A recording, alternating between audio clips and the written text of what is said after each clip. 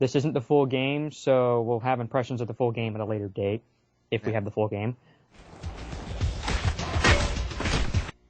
Hello and welcome to our video preview of Skate 3, which comes out in the US on May 11th. And worldwide on May 14th. Alright, Alex, why don't you start us off with what you feel about this demo?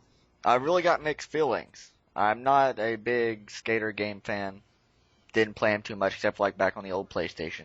It was fun, but I thought the demo was way too pushy. From the tutorial, where Coach Frank, who sounds very homosexual, is very annoying. In a non-offensive way, people. It's very annoying, and he rushes you across the tutorial, and it's kind of fun at first, a little bit odd to get used to, but the real part that I really didn't like is after the tutorial, you get to do a type of challenge that it compensates for like free runs, so you can go around and do different challenges.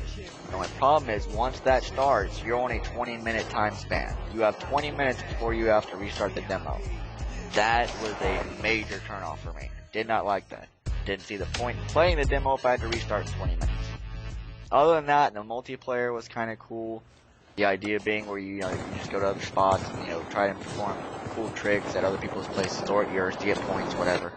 A little bit unbalanced at times during certain game modes, but I won't go into that. What are your thoughts?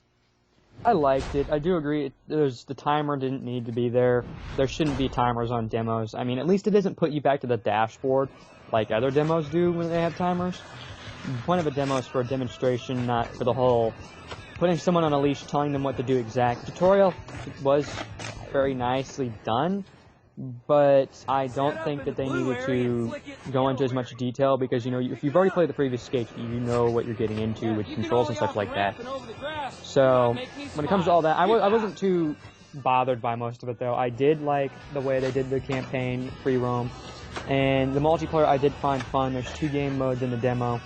Domination and one other thing, I'm not quite sure of the other name, which are basically capturing points and doing tricks on those points.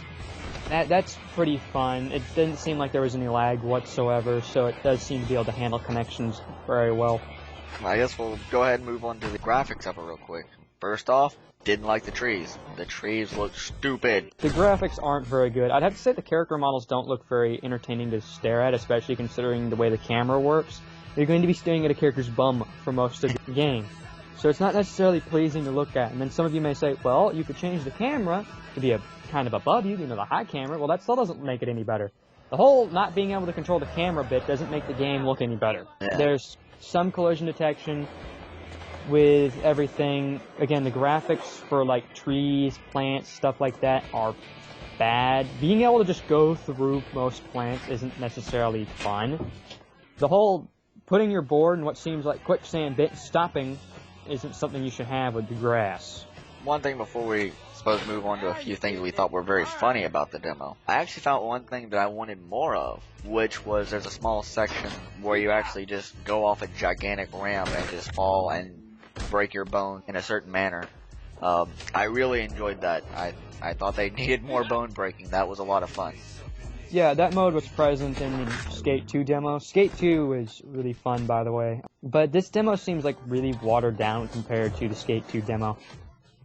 Now that you can skate around, you need to learn your first maneuver. The ollie. I do think that they should have done a little bit more with game modes and such. It was quite varied when you played by yourself, but it seemed a little rushed, like you said. Yeah. It shouldn't have rushed everything. It just felt very pushy, like, you have to do this, you can't just... I would have enjoyed the free roam, just go around and skate in a park. Speaking of which, I thought they needed better parks. I didn't really... Yeah, what they had in the demo was very, very bland. It was a very small area. There's also not very much to do when you're playing by yourself in the free roam area. Now, if you start at multiplayer free roam, you get a small little park area, but there's not very many things to do tricks off of there.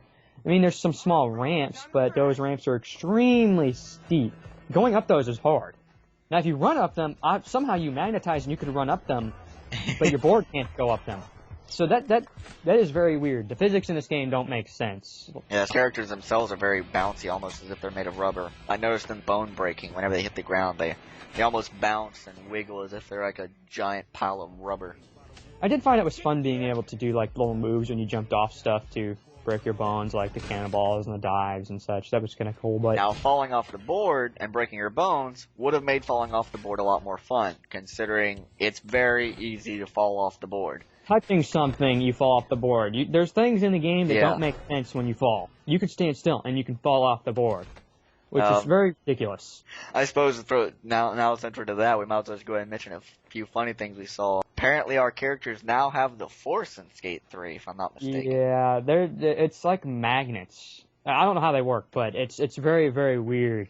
When you're running around with your board in your hand, you can pull the right or left trigger, and you'll drop your board, and you can run as far away as you want from it. You pull the left trigger and you pull your the arm left out trigger? like the Force, and you actually pull it towards you with your left arm. Yeah, and it flies to you no matter where you are. Very odd. Yeah, Cool, I through guess. walls. It's a nifty feature, but it seems like it's just a little magnet thing going on.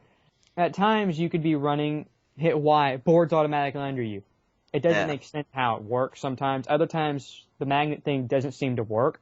Now, another thing I didn't like, going along with falling off the board was during the challenges, during certain ones, there are people roaming around in these small parks. Makes it very annoying because a lot of them like to crowd up in places where you have to grind on or jump or do some sort of technique, and they're just all standing right there. It makes the game very annoying. Speaking of that, there's also, when you are playing some of these challenges, it does get a little hard to tell what they're telling you to do during said challenges. Alex and I here were both going through the multiplayer thing. We did a bunch of tricks, but then it kept telling us, go grind on this, but we could never find it. And note that while we're looking for that, time runs out on the demo, so thus as soon as we finish that round, we have to restart the demo regardless. So it does seem like some of the stuff is a little ridiculous, and considering it's close to release at this point, having some of this fixed may not happen. I mean, these are game-breaking things, but they're just things that will annoy you when you're trying to have a good time.